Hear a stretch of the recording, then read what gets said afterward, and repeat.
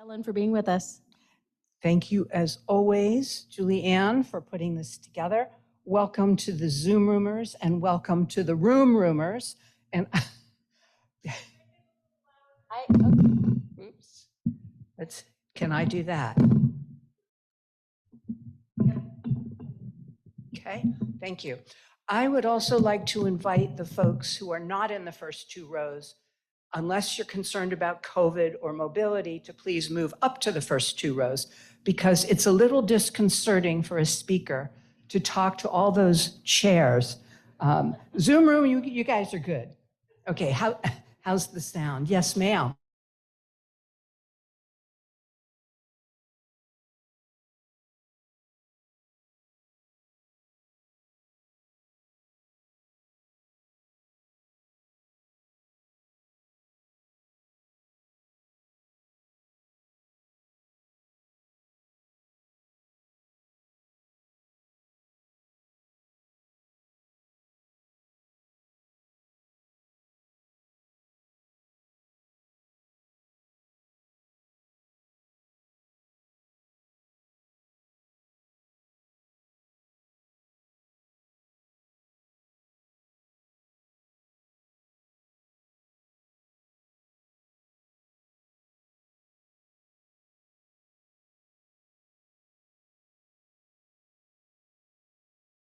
Behind Dottie, I would invite you, and the lone gentleman in that section, I'd invite you also if you're willing to come up. Thank you, Nita. Ellen, let me check. Those of you on Zoom, I got a chat that someone can't hear. Can you hear us now? Okay. The sound came back. Okay, great. Hi, Barb. Good to see you.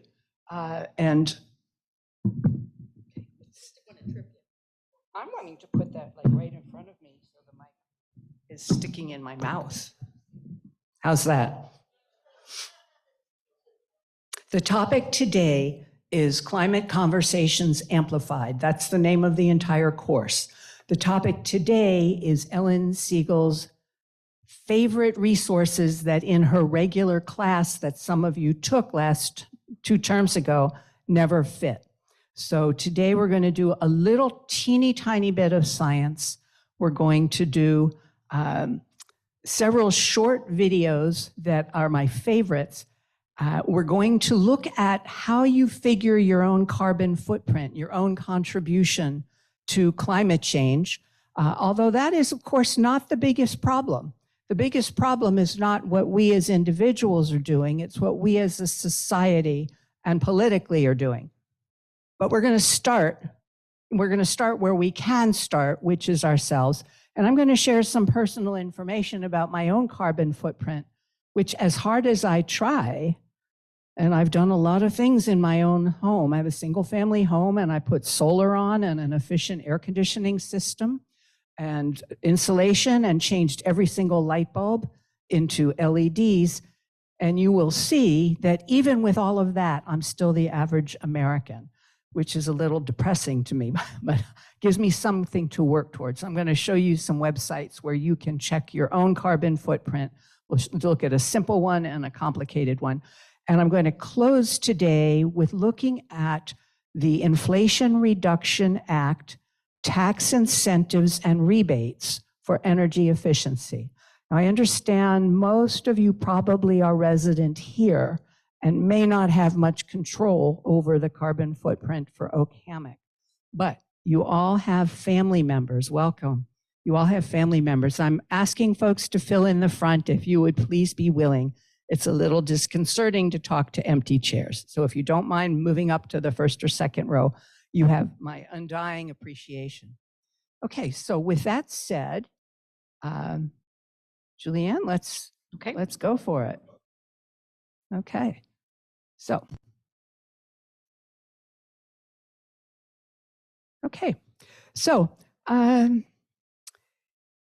This is a topic that when you really get into it, has the potential of depressing the hell out of you, okay? And so one of the things I want to do in our class is give you some academic information, but also some, if you will, emotional support. The rest of the class will all be PhD or high-level folks in their field speakers. Dr. Sassaman on Paleo-Americans and what they did about dealing with climate change. Dr. Stephen Mulkey on geoengineering, pros and cons. Dr. G on economics and natural resources. And the rest of them are in the brochure, so I don't need to go through the whole thing. But I wanted to start with what I do when it gets a little heavy. And so this is a wonderful poem by Wendell Berry.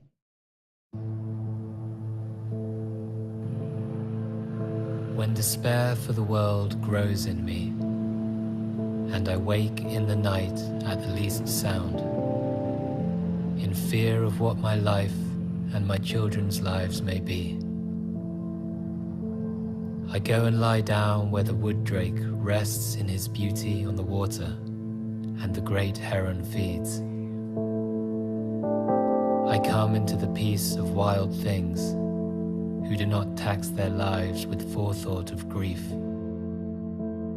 I come into the presence of still water, and I feel above me the day-blind stars, waiting with their light. For a time, I rest in the grace of the world, and am free.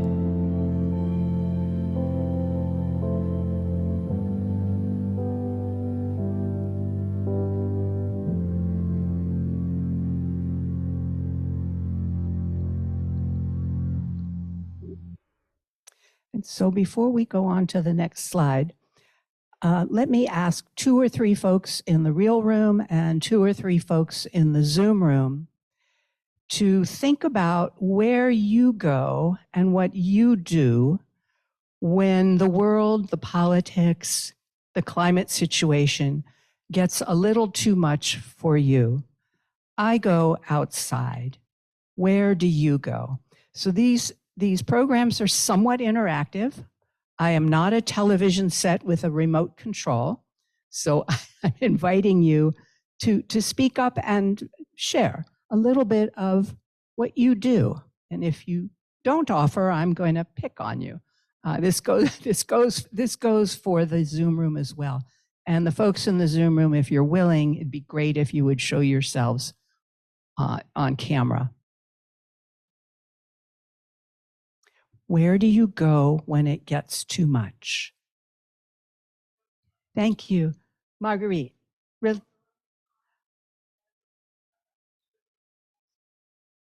Oh, wow. Marguerite walks around the pond, and if it's too hot, she goes swimming and she will dance to Alexa music. I love it. Okay, a little bit of nature and a little bit of technology. Okay, yes, ma'am.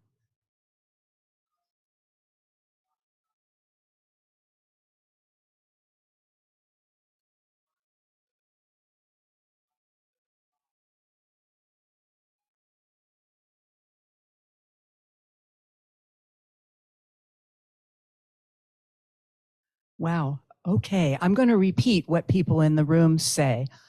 What is your name, please?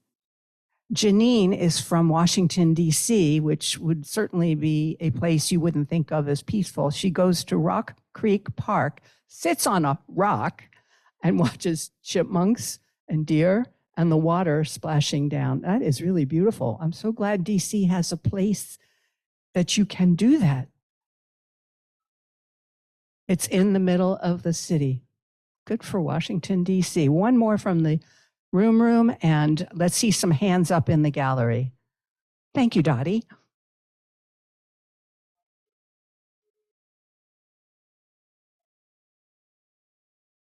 Oh, wow. Okay, Dottie sits in a chair reading in air-conditioned comfort and looks out at her bird feeders. And they're really, I've just put bird feeders up this year, and it really is engaging. I don't have to go to the middle of Alaska. Thank you. Thank you, people in the real room. How about the Zoom room? Again, if you don't offer, I'm going to pick on you. Raise your hand. Okay, Antoinette, I like your hair, so I'm picking on you. What do? You have to unmute. I wrote something under chat, but I do Tai Chi when I'm feeling overwhelmed by the world, and I can either do it inside or outside, but the best is outside. Wow. Okay. Look at the range of things we have for coping with difficult times. Thank you. Okay, one more from the Zoom room. How about Tom? Let's pick on a guy. You have to unmute, Tom. What do you do when it gets overwhelming? Well, I try to dive deeper into it. Say a little more about that. Well, it doesn't overwhelm me, but I like to find out what's causing all this, and I start reading more about it. And I don't try to escape from it. Wow. Ellen? Yeah. I also have one from Emily on Zoom that says, I walk in the woods. Fantastic. Emily, just put in chat so that we know, which woods do you walk?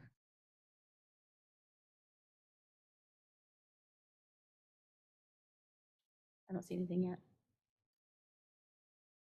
Is Emily a resident here? So we would guess it would be this. She's a town member.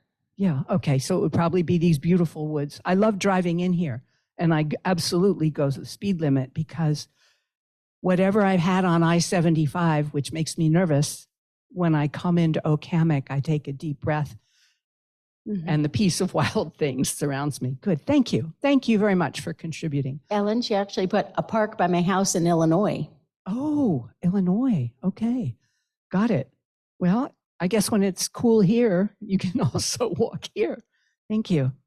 Okay, can we have the next slide? Okay, wait, let me put this chat down. Yeah. There we go.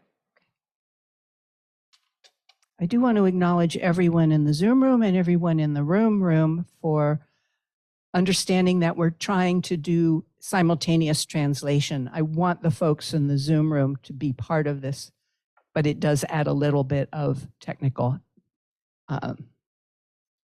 things here. Okay, so this is actually a very excellent summary that, if you can remember it, will take you to when Ken Sassaman speaks to us. We're going to run one extra session so you don't miss his Paleo-Americans.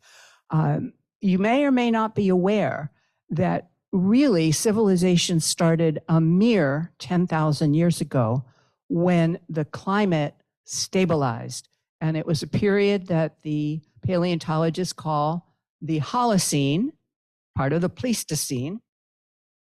And we are out of that now, according to many people, into something called the Anthropocene. But the Holocene was a period of relatively stable climate, which allowed people to stop wandering and to develop civilization and agriculture.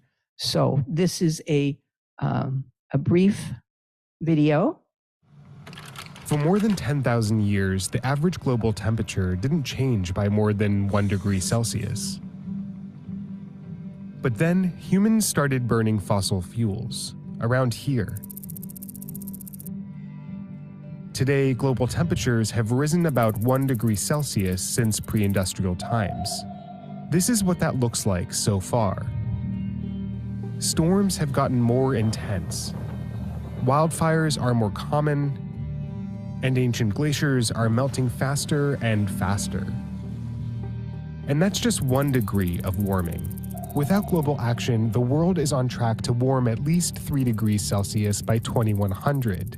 This would be catastrophic.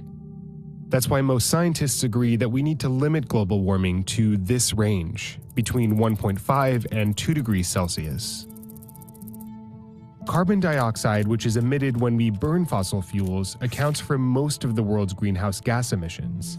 It's the main culprit behind climate change.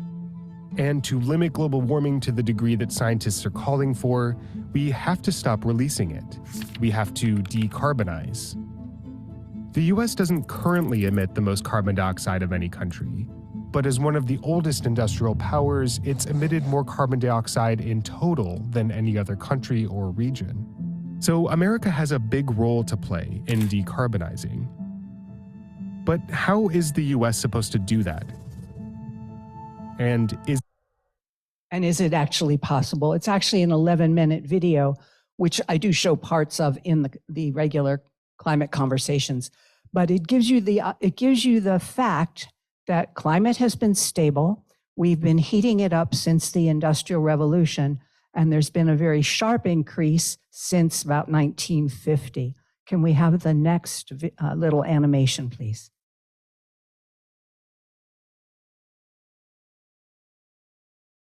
So this doesn't have any sound to it. It's 1 minute long. And just before you click on it, just orient a little bit, if you can, to the concentric circles you've got here. We're going to be looking at a climate time spiral from 1880 till about 2022. And you'll notice that in the center where it says 1880, we have -2 degrees Fahrenheit, -1 degree Fahrenheit, no change, +1 degree Fahrenheit, +2 degrees Fahrenheit. One of the things you want to remember is that when you're reading or listening to conversations about the temperature of the planet, it's very often given in centigrade. And you know that the IPCC, Intergovernmental Panel on Climate Change, back in 2015, set a global goal that we not increase temperatures more than 1.5 degrees centigrade. So it's confusing. You have to kind of remember to make a translation.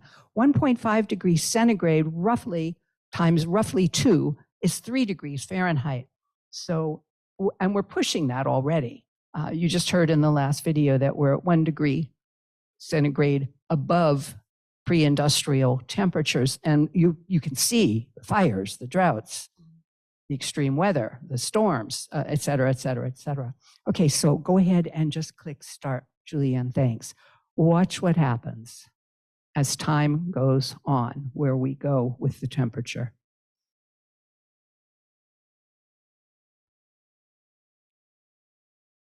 You could pick the year of your birth to see what's happening.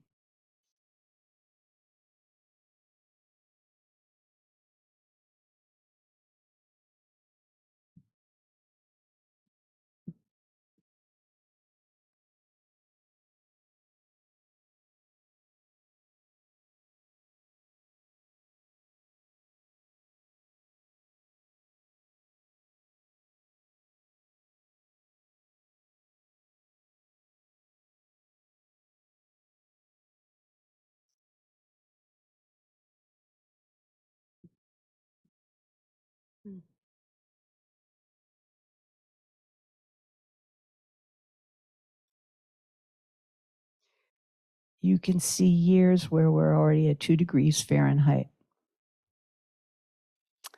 So it's a good visualization, and it shows you that if you're thinking, is it hot in here or is it me? It's hot in here, it isn't you. It really has gotten warmer. And that is, the heat is the main thing that is causing all the problems. Name a problem, the heat is causing it. The solution is drop the heat. And it's coming from burning coal, oil, and gas. And the solution is quit burning coal, oil, and gas. Leave it in the ground. So, okay, next slide, please. Oh. Yep. Okay, so I do have, as I said, I'm sad that Dr. Sassaman isn't here because I was looking forward to hearing his lecture. And I'm delighted that I get to share some of my favorite snippets that I don't get time enough in the regular program to do. So this is an interview with Greta Thunberg. Greta is now a 20-year-old, but yeah, some of you are nodding your heads, you know who she is. She was the first student to strike for Future Fridays, and solo with a sign, she sat in front of the Swedish parliament saying, you guys have to do something about climate change. And believe it or not, Sweden actually has a terrible problem with forest burning, about as bad as Canada is having right now. So this is her interview with another environmental scientist, George Bonmiat. And the message is protect, restore, and fund. And let's listen to a youngster. This is not a drill. My name is Greta Thunberg. We are living in the beginning of a mass extinction.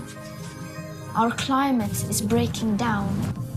Children like me are giving up their education to protests. But we can still fix this. You can still fix this. To survive, we need to stop burning fossil fuels. But this alone will not be enough. Lots of solutions are talked about. But what about a solution that is right in front of us? I'll let my friend George explain. There is a magic machine that sucks carbon out of the air, costs very little, and builds itself. It's called a tree. A tree is an example of a natural climate solution. Mangroves, peat bogs, jungles, marshes, seabeds, kelp forests, swamps, coral reefs, they take carbon out of the air and lock it away. Nature is a tool we can use to repair our broken climate. These natural climate solutions could make a massive difference. Pretty cool, right? But only if we also leave fossil fuels in the ground. Here's the crazy part. Right now, we are ignoring them. We spend 1,000 times more on global fossil fuel subsidies than on natural-based solutions. Natural climate solutions get just 2% of all the money used on tackling climate breakdown. This is your money. It is your taxes and your savings. Even more crazy, right now where we need nature the most, we're destroying it faster than ever. Up to 200 species are going extinct every single day. Much of the Arctic ice is gone. Most of our wild animals have gone. Much of our soil has gone. So what should we do? What should you do? It's simple. We need to protect, restore, and fund. Protect. Tropical forests are being cut down at the rate of 30 football pitches a minute. Where nature is doing something vital, we must protect it. Restore. Much of our planet has been damaged. But nature can regenerate, and we can help ecosystems bounce back. Fund. We need to stop funding things that destroy nature and pay for things that help it. It is that simple. Protect, restore, fund. This can happen everywhere. Many people have already begun using natural climate solutions. We need to do it on a massive scale. You can be part of this. Vote for people who defend nature. Share this video. Talk about this. All around the world, there are amazing movements fighting for nature. Join them.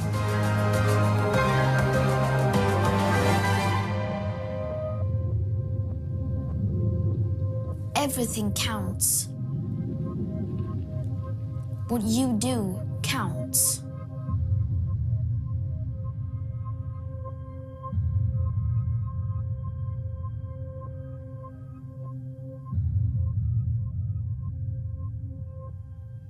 The film was made zero net carbon. That doesn't mean they didn't burn any fossil fuels in making it. What it means is if they did, they calculate their carbon footprint and go from there. So again, I said, the solutions really are large. They are geopolitical. They are local, regional, by country, and by globe. But we can start with ourselves. And so here's where I'd like to switch to, I have ability to share screen. So let's see if this is going to work. I think I take mine down. Okay, we're going to find out. Okay. And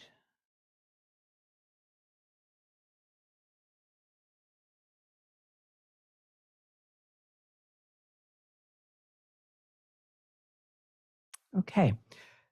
So I'm going to show you two carbon footprint calculators. And I've put it in for myself just so you can see that it's easy to do. One is super easy and fairly not robust, which is the EPA carbon footprint, the Environmental Protection Agency. And I put in my home energy use, my transportation, and my waste. And, you just fill it in. So this is me. I was a little bit shocked that I'm generating 31,920 tons of carbon. Kind of scary. And I'm doing so many things already as I open this class talking about, but there are some other things I could do, like raise my thermostat in the summer and lower it in the winter, and be a little more diligent about riding my bicycle in the winter. But look at that. The US average is still less than me, and I'm like a climate warrior. So this was really kind of motivating to go and do this again. I do it periodically. This is a little depressing, to tell you the truth. So, but if 100 of you took these actions, look at this.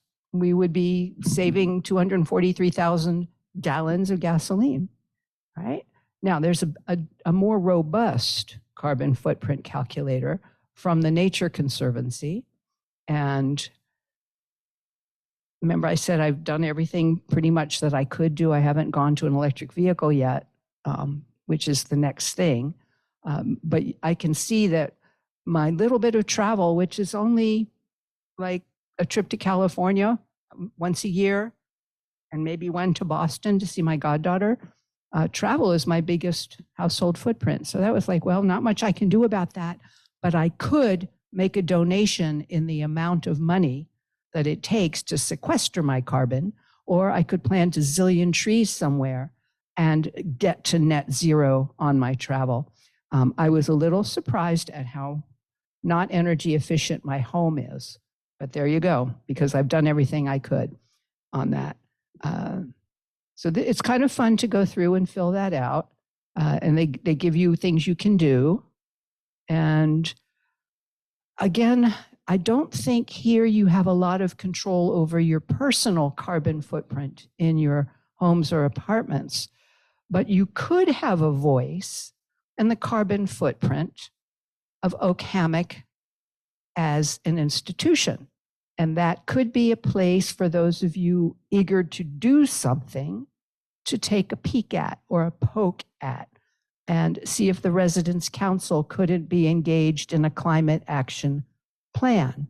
And if anybody is interested in help, I'd be happy to help you with that. Yes, sir.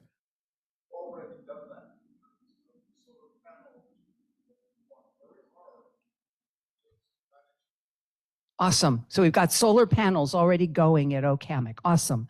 You have a lot of food waste. What are they doing about that? That's one area. Another might be temperatures in the rooms.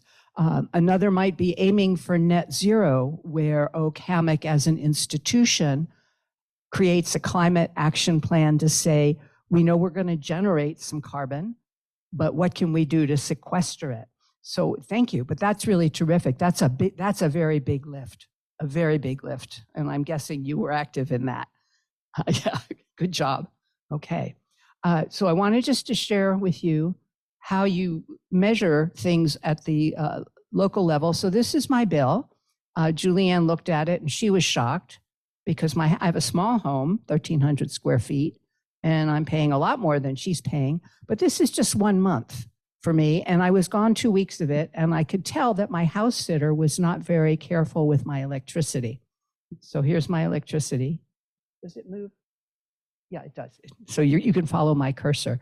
My electricity is high, very high, and I have solar panels. And I designed the solar panels to be pretty much what my average use was over the year. So let's see if I can move this because the bars are in the way.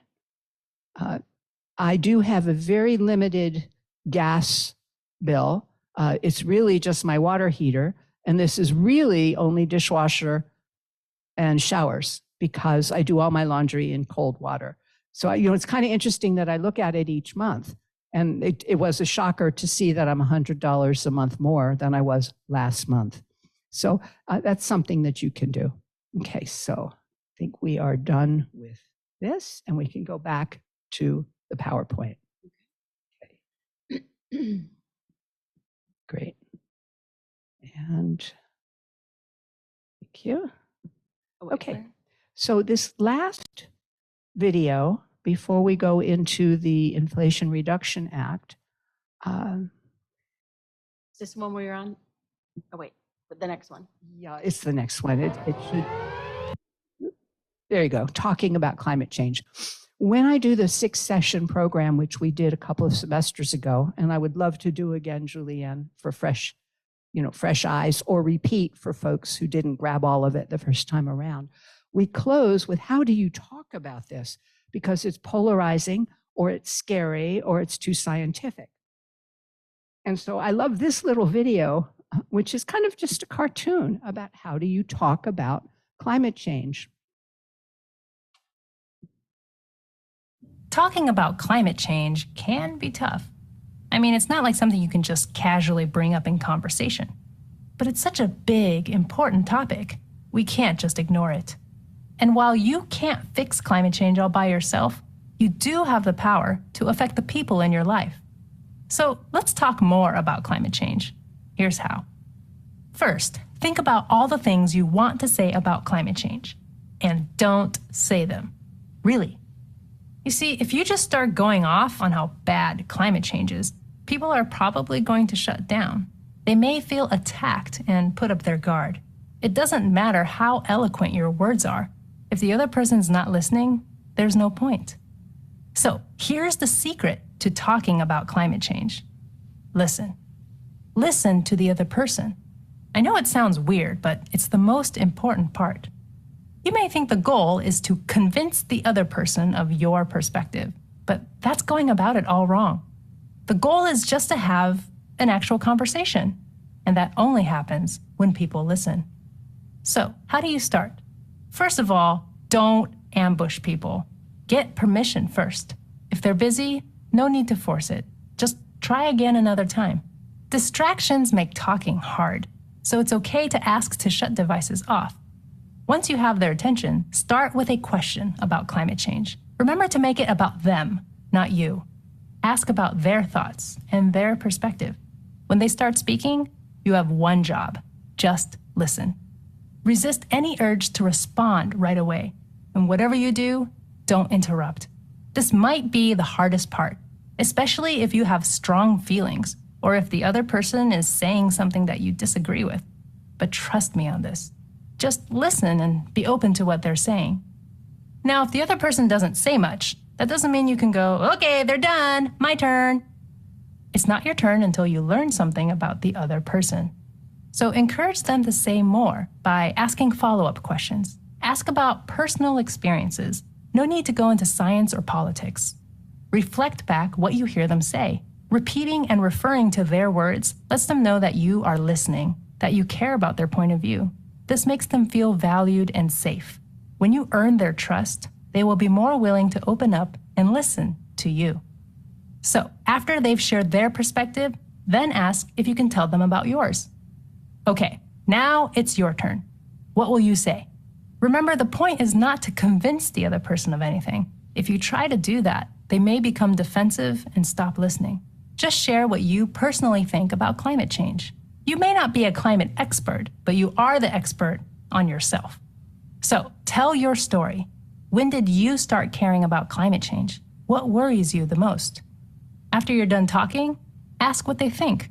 Bring it back to them. And, you guessed it, listen. That's what a conversation is, a two-way exchange of ideas. Go back and forth for as long as it feels right. Learn from one another. At the end, thank them for talking and say what you learned from them. This is important. Ending on a positive note makes it more likely that this conversation will happen again. You see, one little chat may not change anyone's life, but it opens the door to more climate conversations in the future. And that's how you build trust. Get others caring about climate change and make a long-term impact. You may be surprised how much you learn in the process too. So, what are you waiting for? Talk to someone about climate change. It may be one of the most important things you do.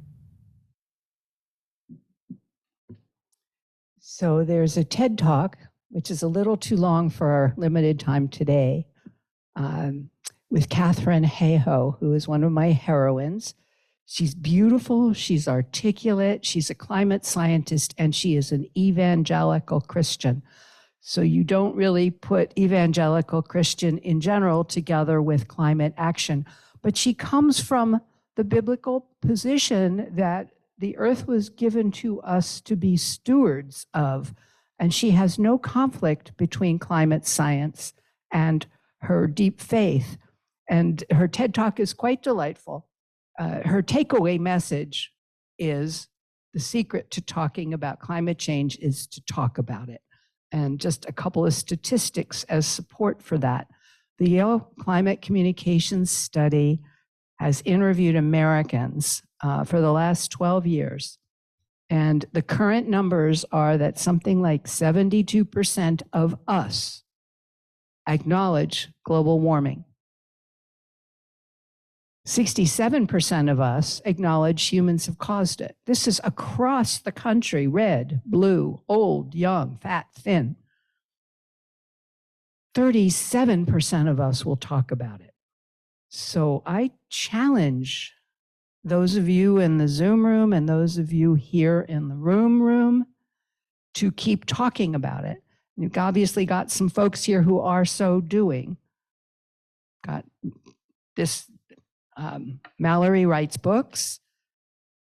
You're active on the, I'm guessing, on the council to make things happen here.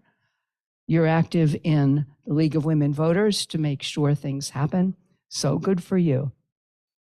So let me stop here and take the temperature of the room, because what I'd like to do with the rest of the time is introduce you to the Inflation Reduction Act. Again, not necessarily because you will use it, but because you will have family and friends who should know about it and should take advantage of some dollar incentives to do that.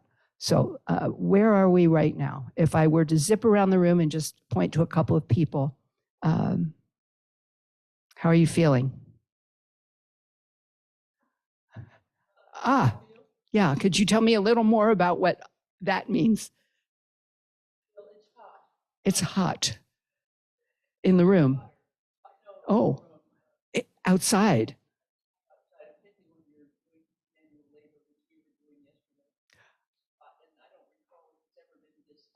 Mm-hmm.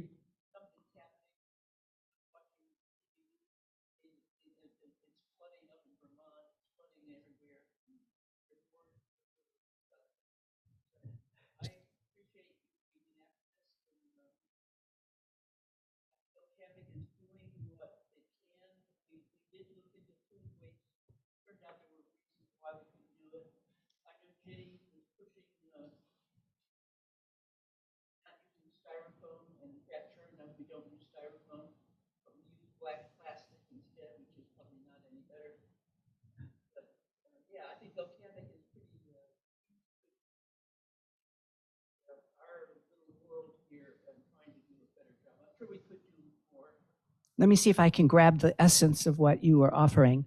The first point is, your name is again? Mary.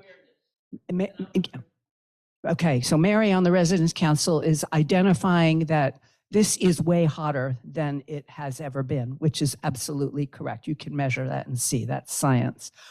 She's congratulating OCAMIC for having taken actions as best as they can and for having made a change from styrofoam containers to black plastic. And possibly you could do something where people provide their own reusable containers. I mean, there are things you could bring to the council and the food service folk, because look, it takes a little bit of effort to make some of these changes.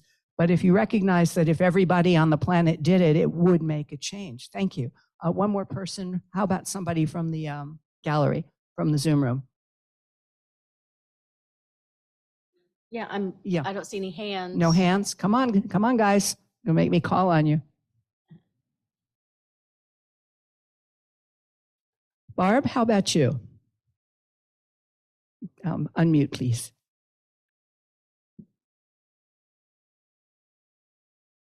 Because Barb is also a scientist and an activist and lives in a forest. Is she coming on? I don't see her yet, but she did put, when you asked the question about what do you do when you get overwhelmed, she looks at animals at Sweetwater. That's a good one. Okay, thank you. All right, so let's shift gears shake your heads. It's going to be a little technical. I am using the Climate Reality Project from Acts to Action slide program. Climate Reality Project trains speakers such as myself and any of you who would like to be trained to do presentations to anyone who is interested to talk about climate. And right now, the push is for folks to take advantage of the new legislation, which, you know, who knows what will happen in the next election. So right now is a really good time for people to know about this. So, okay, let's go back to the slideshow. So this is just about a 15-minute program. It has a lot of facts and figures about the laws and how to take advantage of them. And possibly in some states, people not from Florida could match them with local and state measures around the country. Florida is not a leader in climate action. I guess you all, yeah, I heard a chuckle. I heard the chuckle, which is really too bad. Because there's money, there's gold, and then there are hills is kind of what I like to call this program. Okay. Ready? Yeah, thanks. Talking about climate change can be tough. I mean, it's not like something you can just casually bring up in conversation. Wait, did I? Yeah, we did that one. Yeah, it'll be a black. Yeah, we're changing color schemes. Okay, sorry I about kind of that. argue with Al Gore's graphics people. They're hard to read and they're dark. But anyway, I have no one asked me. Okay, so what is this IRA, this Inflation Reduction Act? Why is it so important? Okay, next slide. This is a video or? No, these are not videos. Okay. Sorry. No videos here. Sorry, got to just listen to me. So this has made the news. It's been passed for about a year, and this is the biggest and best climate law ever passed by any country in all of history. This is a very big deal, something like $369 billion earmarked for citizens, us, your family, your grandchildren. Okay, next slide. That's $369 billion. I want to give you a little footnote. It so happens that if you look at all of the incentives 2 years ago that our tax code and business practices and environmental policies have given to the extractive industries, oil, coal, gas, fossil fuel industries, is just about the same number every single year. That's depreciation allowances, pork barrel kinds of incentives. So this is huge, but it's really a drop in a bucket. So, but this is dedicated to climate solutions and energy security. Energy security means we don't have to import oil from South America or the Middle East. It mostly comes in the form of tax credits, and there's no limit collectively to the tax credits that can be activated by citizens. And I will talk a little bit about what the difference is between the credits and the rebates. Next slide, please. If people take advantage of the money that's available, they're going to be able to, in tandem with the policies we already have, the US could cut our emissions 40% below 2005 in the next 7 years. I guess by now it's 6.5 years. So this is getting us close to the commitments our country made as part of the Paris Agreement. Okay, there's some economic, next slide. Okay, economic benefits here. It saves money. Once people take advantage of the rebates and the tax credits, a family could save up to $1,800 a year on their average energy costs. That's real money. If you've got adult kids or adult grandkids, and they've got a place where they have some control over what they're doing, where they live, what would they do with an extra $1,800? Maybe they'll take you on that Alaska cruise.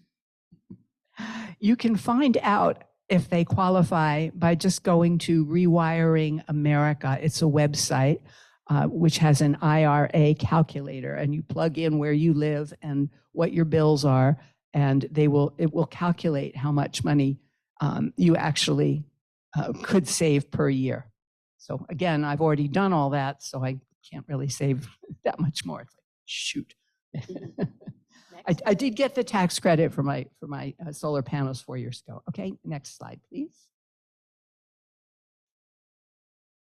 Okay, so they use a formula. Don't let it throw you. It's called the AMI, Area Median Income. So I plugged myself in. I live in Millhopper Station. So any household that's making less than 80% of $83,800 is considered low income for the purposes of this law. Let me say that again. Isn't that interesting?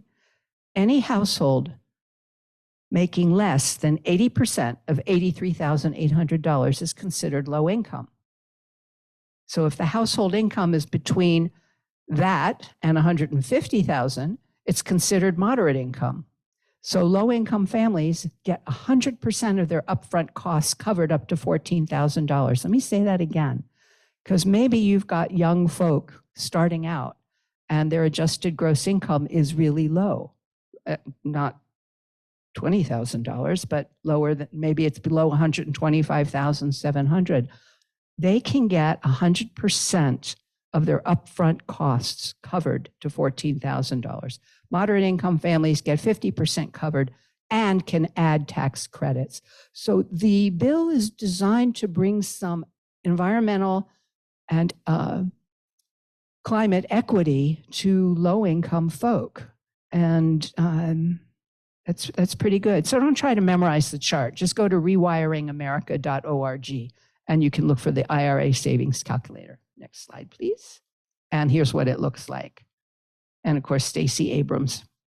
Okay, next slide, please. Okay, so this is me. It blew me away, even a moderate income person. My incentives are really pretty large. Again, I mentioned that there's rebates, which is a direct reimbursement, and tax credits.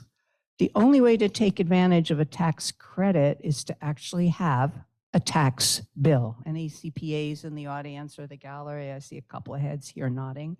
So it's two kinds of carrots. The rebate programs do have a collective national dollar limit. What does that mean? Get in line now. First come, first served. The tax credits go on with no collective cap. So everyone who pays taxes, who does something, can get a tax credit, and there's no collective cap, although there are individual caps. Again, the rebate is for everybody, but serves really well the low-income folk, lower wealth folk, and the tax credits serve middle and upper income folks. Okay? Yeah. Yes, Mallory.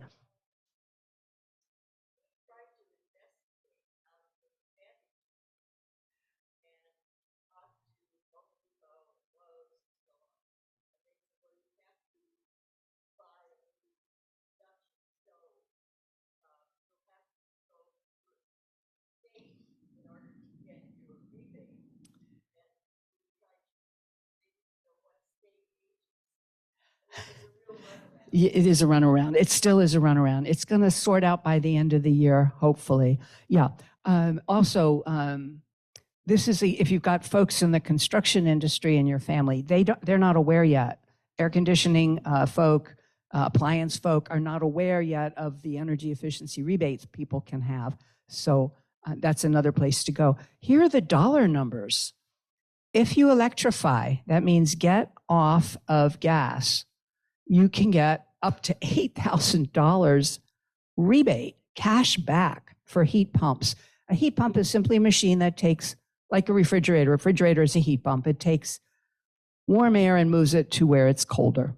That's a lot of money. Efficiency of your home, like new windows, that type of thing. If you install electrical vehicle, you might have to do some electrical panel wiring. I had to do that for the solar panels. You can see the numbers there. Yes, we have a question.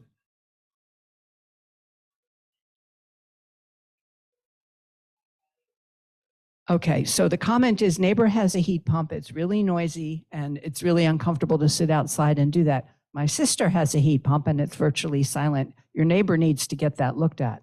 Now, that's an interesting conversation, isn't it? Because it's your neighbor. Yeah, so you don't want it like barking dogs or the tree limbs falling in your backyard. They saw that I had solar panels and were asking me what I was saving so that they put in solar panels. Okay, so you actually have a good relationship with the neighbor. Okay, I think you could have them have their heat pump installer come out and look at that. Because doesn't matter why, I was just in Rhode Island and my sister just put in heat pump and solar panels and it was 100% silent. Not even like air conditioning going on and off. Okay, all right. Here are the tax credits. Again, this is only for folks who have a tax bill. And you get a tax credit for a new car or for a electric vehicle. You get a tax credit for a used electric vehicle. You get a tax credit for heat pump HVAC, which is your air conditioning and heating system.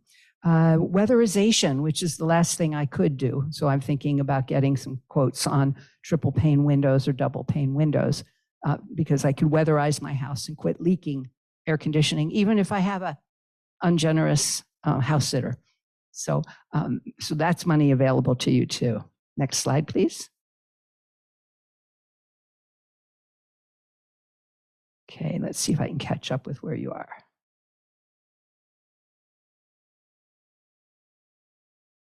My apologies, I forgot to ask Julianne to forward the slide. Next slide, please. Oh, wait, one more. Yeah, please. Yeah, here's the tax credits. Okay. Sorry. No, I just tell me what to do. Yeah, I got on a roll. Okay. Okay. And so those are numbers for tax credit. How about the next slide?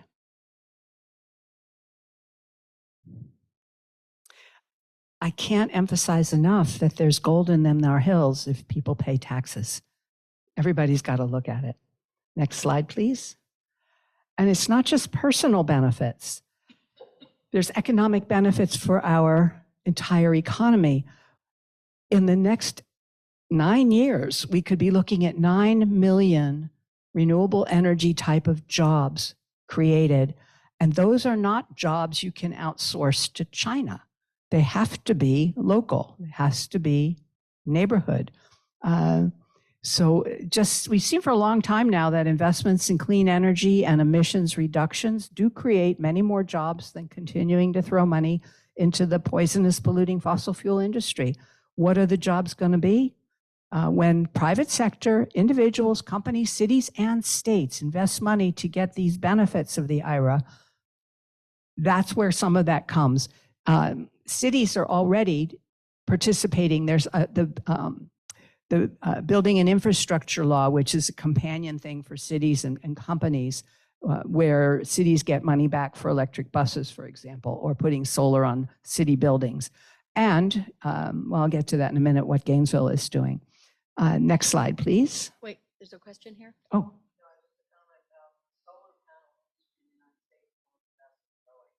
The solar panel industry is the comment in the United States is one of the fastest growing, and the cost of the solar panels has gone from like $22 a kilowatt all the way down to about 22 cents a kilowatt. It's really quite remarkable. And if you buy US produced one, you're not buying from China. Yeah, thank you. Yeah. Are you also on the Residents Council? No. Oh, okay. So welcome. Thank you. Thank you for coming. Okay. Next. Yeah. Okay, so we talked about the jobs. Okay, next slide, please. If we implement everything that's available to us, we can save collectively $50 billion a year in energy costs. That is a large bucket of money for our country. And there's some other benefits. So next slide, please. Yeah. You may have been reading about gas stoves. That is an issue here in Gainesville. GRU provides rebates to developers of new communities to put in gas lines so GRU can sell them gas. Now, you know, if you're buying a new home, the last thing you're going to do is replace your shiny new gas water heater, gas dryer, and gas stove with electric. And actually, in Gainesville, doesn't matter that much because we're still burning coal and natural gas and wood. So our GRU utility, which is trying, is still throwing a lot of carbon in the air. So you could argue it doesn't make a difference. So there are some organizations, Climate Reality Project, League of Women Voters, Natural Resources Committee, we're trying really hard to get that rebate program stopped. We don't want incentives to put gas in new buildings because that's going to last 25 to 40 more years. And natural gas prices are not stable. If we can get to solar and wind, geothermal and wave, to more green energy sources, we can stabilize our energy costs. So, but there is a health issue that is getting some attention now, that when you burn gas, it's releasing, first of all, it's methane. It's not natural gas is methane. So it's making people sick, especially children. Okay, next slide, please. If you're looking for efficiency, if you have an electric cooktop, it's faster and more consistent. And electric ovens are broil better than gas counterparts. And yes, do I have time to tell a funny story? I don't. I'll do it at the end if someone reminds me. Next slide, please. The latest, which I didn't know about 4 years ago, it hadn't crossed my radar screen. The latest is induction cooktops. They use magnets to cook, and you have to have a magnetic pot, but you can't burn your house down. They don't use very much energy, and you can buy an induction hob and sit it on top of your cooktop if you would like to save some of your energy, your electric costs. So called induction cooktop, and they sell them, you know, any place where you buy appliances. And you can also buy an induction, the whole unit as induction, but most people already have what they're going to cook on there. Next slide, please. The awesome heat pump. A heat pump can cut your electricity costs by half. Am I going back? Oh, yeah, one back one, thanks. Sorry. That's what they look like. I'm sorry, your neighbor's is noisy. Shouldn't be. Good luck. You'll have to let us know next class how that conversation went, okay? Thank you. Okay, electric vehicles is the next one. Anybody who's already driving an electric vehicle knows that the maintenance costs are virtually zero. It's your tires. And my ex-husband said, well, he'd buy an electric vehicle if I find out what they do after 20 years when his battery dies. And what I found out was they refurbish it. So his electric vehicle battery is not going into the landfill. Again, energy saving. Okay, next slide, please. This is a build. What can you do to reduce your building emissions? Obviously, get rid of gas, replace older models with efficient ones, switch out your light bulbs, and use heat pumps as best you can, as makes sense. Okay, next slide, please. And another way to keep reducing emissions is replace insulation. Look at your windows, your siding, your weather stripping, your garage door. If you've got a garage, leaks a lot of air. And as best as you can, again, Florida is difficult, but support community solar initiatives.